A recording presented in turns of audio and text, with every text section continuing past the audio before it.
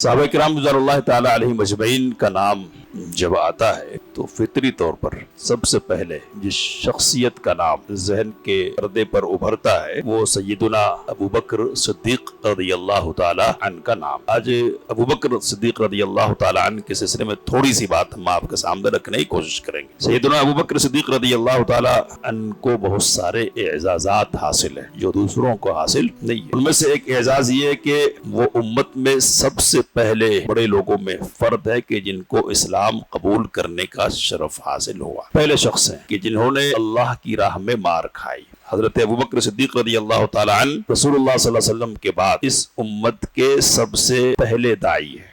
وہ پہلے شخص ہے کہ جنہوں نے اسلام کا دفاع بھی کیا اور اپنے مال کے ذریعے سے اسلام کی تائید اور نصرت کی اور اہل اسلام کی مدد کی۔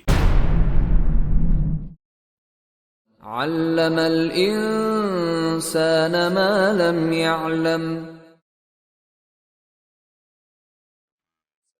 على عباده الذين اصطفى أما بعد فأعوذ بالله من الشيطان الرجيم بسم الله الرحمن الرحيم وسيجنبها الأتقى الذي يؤتي ماله يتزكى وما لأحد عنده من نعمة تجزى إلا ابتغاء وجه ربه الأعلى ولسوف يرضى۔ نبی اکرم صلی اللہ علیہ وسلم کے صحابہ کرام رضوان اللہ تعالی علیہم اجمعین کی سیرت بیان کرنے کا یہ سلسلہ آج سے شروع ہو رہا ہے۔ صحابہ کرام رضوان اللہ تعالی علیہم اجمعین کی جماعت انبیاء کرام علیہم الصلاۃ والتسلیم کے بعد وہ جماعت ہے کہ جسے اللہ تعالی نے اسوہ اور نمونے کے طور پر لوگوں کے سامنے رکھا۔ فرمایا فَإِنْ آمَنُوا بِمِثْلِ مَا آمَنْتُمْ بِهِ فَقَدْ اهْتَدَوْا، اگر یہ لوگ اس طرح ایمان لے آئے جس طرح تم ایمان لائے ہو تو ان کو ہدایت ملے گی۔ تو یہ ہدایت کے مینار اور ہدایت کی روشنی ہے۔ ان کی زندگیاں آگے بڑھنے، جنت کا سفر طے کرنے میں روشنی کا کام کرنے والی ہے۔ اس لیے بعد والوں کی یہ ذمہ داری بنتی ہے کہ ان کی سیرت کا مطالعہ کریں اور خود کی زندگی کو ہدایت اور روشنی سے منور کریں۔ صحابہ کرام رضوان اللہ تعالیٰ علیہم اجمعین کا نام جب آتا ہے تو فطری طور پر سب سے پہلے جس شخصیت کا نام ذہن کے پردے پر ابھرتا ہے وہ سیدنا ابو بکر صدیق رضی اللہ تعالیٰ عنہ کا نام ہے۔ علماء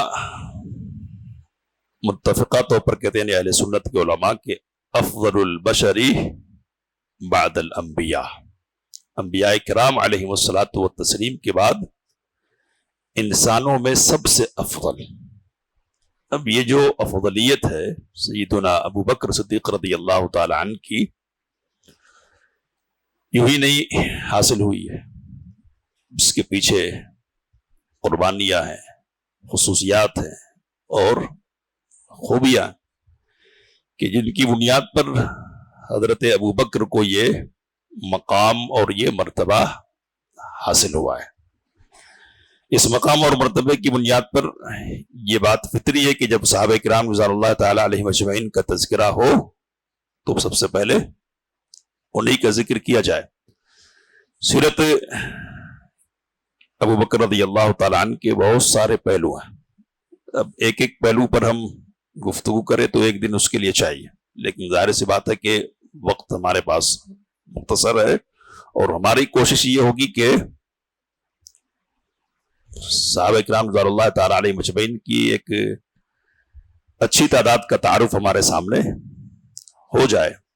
آج ابو بکر صدیق رضی اللہ تعالی عنہ کے سلسلے میں تھوڑی سی بات ہم آپ کے سامنے رکھنے کی کوشش کریں گے۔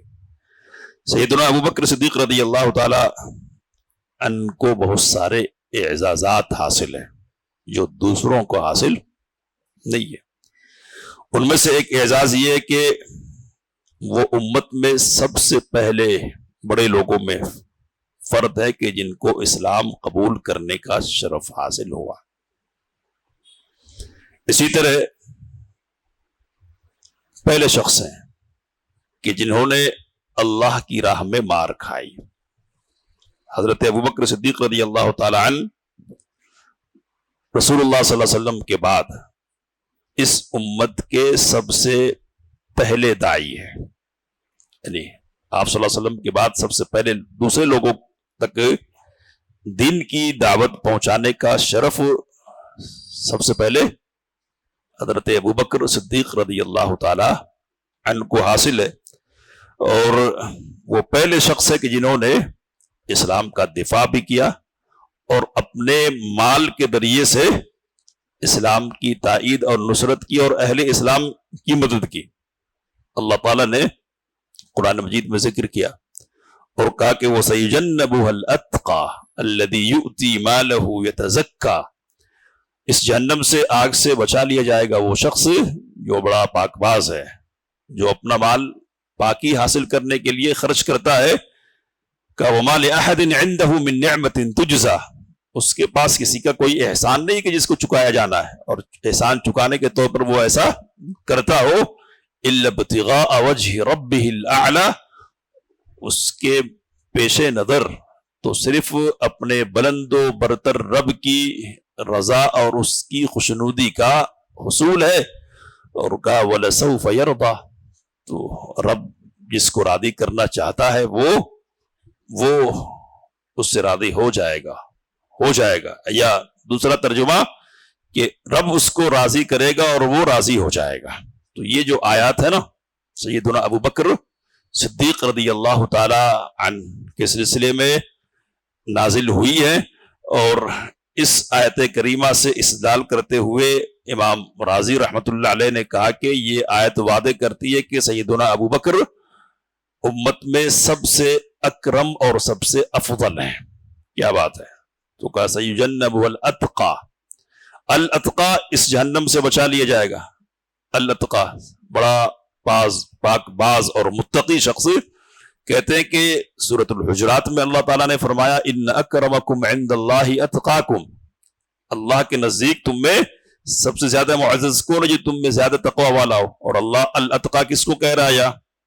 ابو بکر صدیق رضی اللہ تعالی عنہ کو فرما رہا ہے، تو گویا کہ تم میں سب سے زیادہ معزز کون ہو گیا؟ ابو بکر ہو گئے۔ الاتقا متفقہ طور پر کیا ہے؟ حضرت ابو بکر کی خصوصیات میں یہ بھی ہے کہ ان کو صدیق کا لقب باقاعدہ دیا گیا۔ اس بات سے انکار نہیں کیا جا سکتا کہ اس امت میں دوسرے بھی صدیقین ہو سکتے ہیں، لیکن باقاعدہ الصدیق کے لقب سے پکارا جانا اور الصدیق کے لقب عطا کیے جانا، اور اس قدر یہ اس لقب کا مشہور ہو جانا کہ نام کی جگہ لے لینا، یہ کسی اور کو حاصل نہیں ہوا ہے۔ تو یہ کب ہوا اور کیوں ہوا، یہ باتیں اور پھر وہ جو آیات آپ کے سامنے پڑھی گئی ہیں وہ باتیں انشاءاللہ ہم آپ کے سامنے رکھیں گے۔ ایک خصوصیت زندگی کا اور شخصیت کا آپ کے سامنے رکھ کر آج بات ختم کریں گے۔ حضرت ابوبکر صدیق رضی اللہ تعالیٰ عنہ کو جس طرح بہت ساری خصوصیات حاصل ہیں، اسی طرح ایک خصوصیت یہ ہے کہ ان کی 4 پشتیں مسلمان ہوئی ہیں۔ 4 پشتیں، یہ شرف کسی اور کو حاصل نہیں ہوا ہے۔ 4 پشت کا مطلب کیا ہے؟ نسل، اوپر اور نیچے کی بنیاد پر۔ تو اس کی تفصیل کیا ہے؟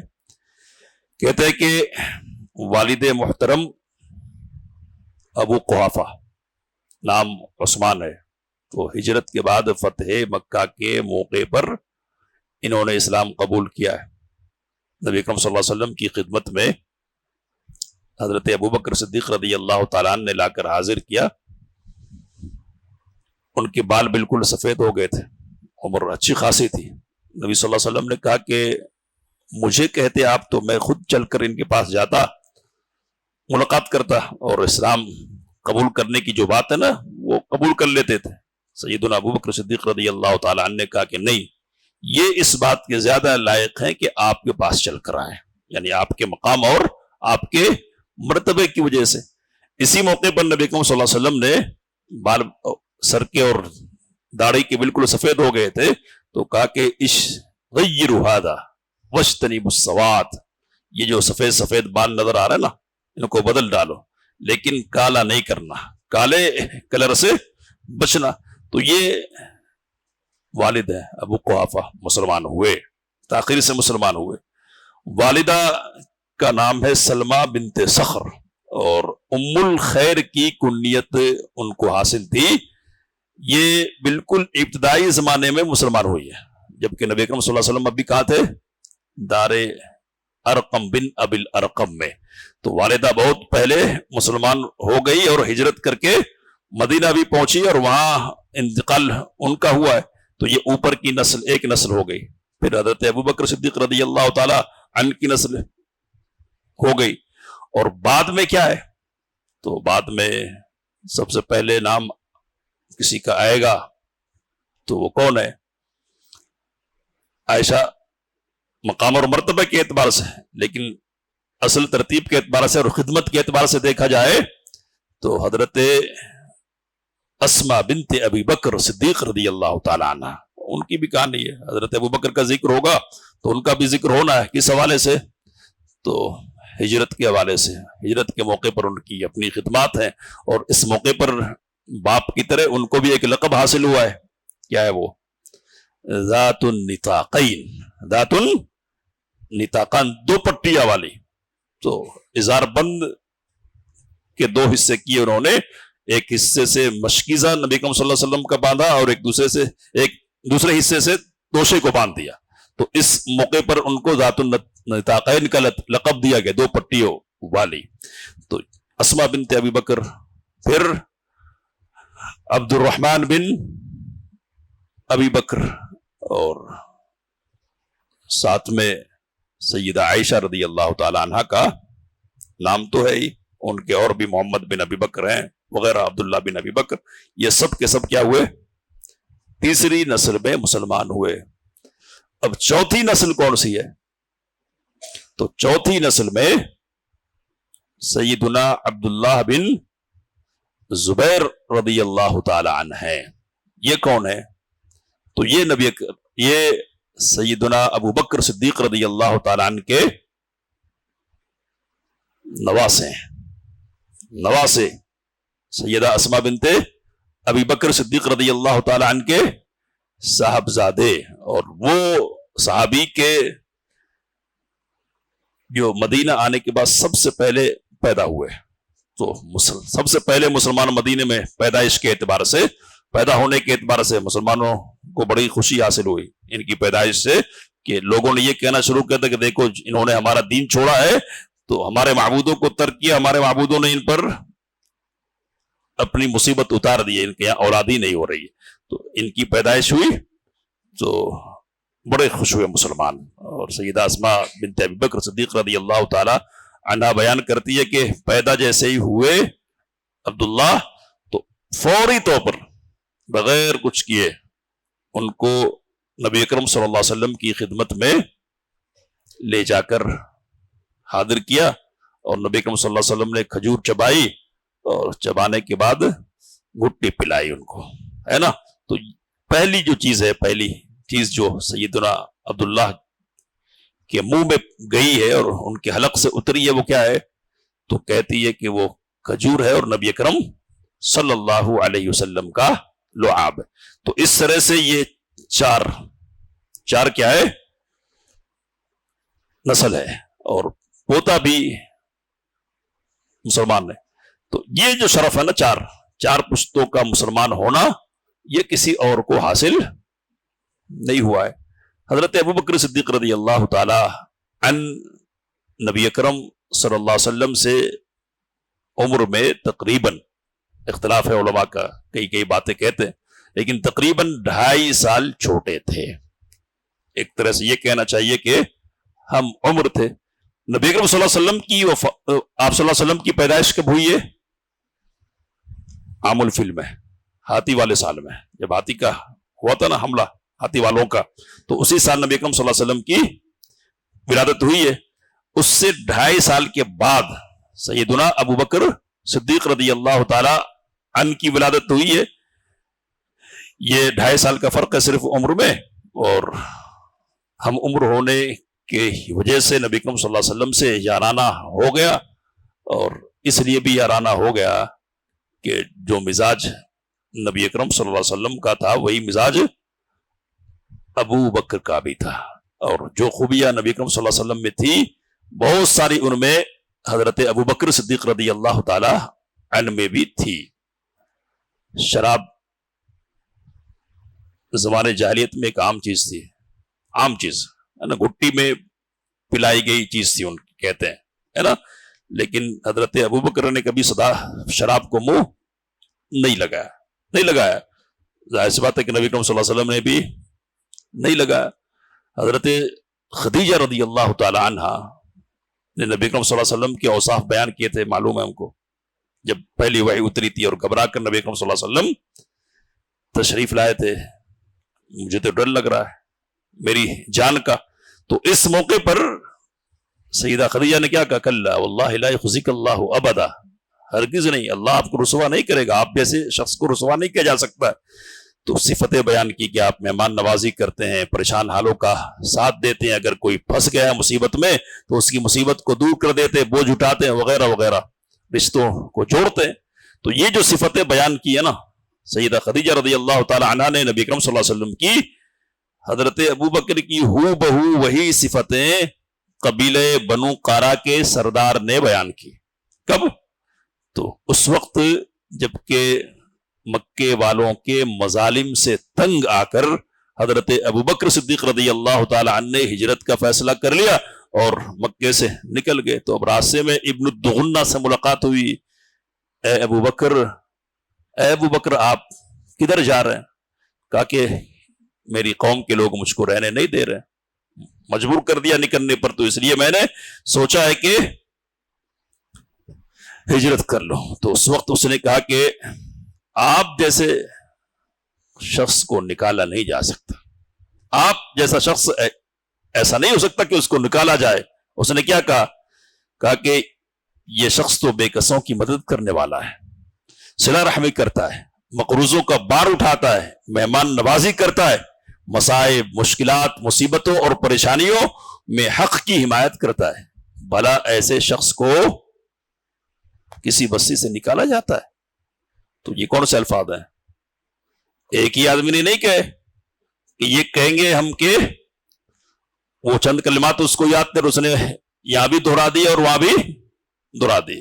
یہاں کہنے والا کوئی اور ہے اور وہاں کہنے والی کوئی اور ہے، لیکن باتیں مشترک ہیں، جو اس بات کی دلیل ہے کہ یہ جو یار ہے رسول اللہ صلی اللہ علیہ وسلم کا، وہ واقعی طور پر رسول اللہ صلی اللہ علیہ وسلم کا یار ہے. اور دونوں کے درمیان اگر دوستانہ ہوا ہے نا تو طبیعت کی یکسانیت مزاج میں ایک ہونے کی بنیاد پر ہوا ہے، اور اس یکسانیت کا نتیجہ تھا کہ اب جس کا مزاج جیسا ہوتا ہے نا اسی کے ساتھ اس کی طبیعت لگتی ہے.